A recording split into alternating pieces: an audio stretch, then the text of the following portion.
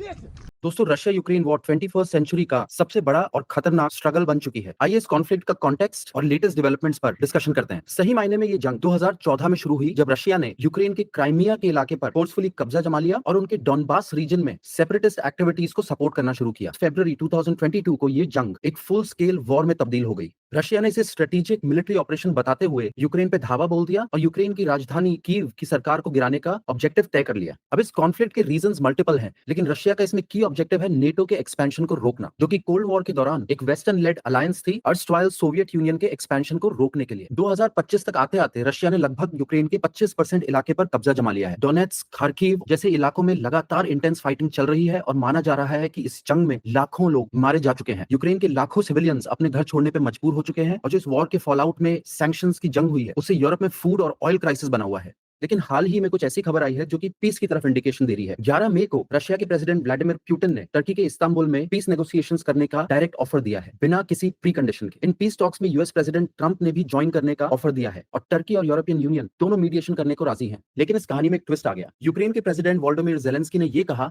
कि हम peace talks के लिए राजी तो हैं, लेकिन हमारी प्री कंडीशन ये है कि टॉक्स के शुरू होने से लेकर 30 दिन तक वॉर जोन में फुल सीज फायर डिक्लेयर हो और पुतिन खुद पर्सनली इन पीस टॉक्स को अटेंड करें। साथ ही साथ यूक्रेन ये चाह रहा है कि रशिया अपनी सारी फोर्सेस को विड्रॉ कर लें और जितने भी अलेज्ड वॉर क्राइम्स हैं उनकी रिस्पांसिबिलिटी ले। ये चीज प्रेसिडेंट पुतिन मानने को तैयार नहीं है। उनका ये कहना है कि पीस टॉक्स तभी होंगी जब कोई भी कंडीशन आगे नहीं रखी जाएगी। अब क्या ये पीस नेगोशिएशंस एक्चुअली होंगे या ब्रेक डाउन कर जाएंगे, वो तो इस हफ्ते देखने की बात रहेगी। लेकिन यूक्रेन और रशिया दोनों ही अपनी शर्तों पर अटके हुए हैं, इसलिए शांति अभी भी दूर ही दिख रही है। सारी की सारी बहस नेटो के प्रेजेंस और एक्सपेंशन पर आके अटकी हुई है।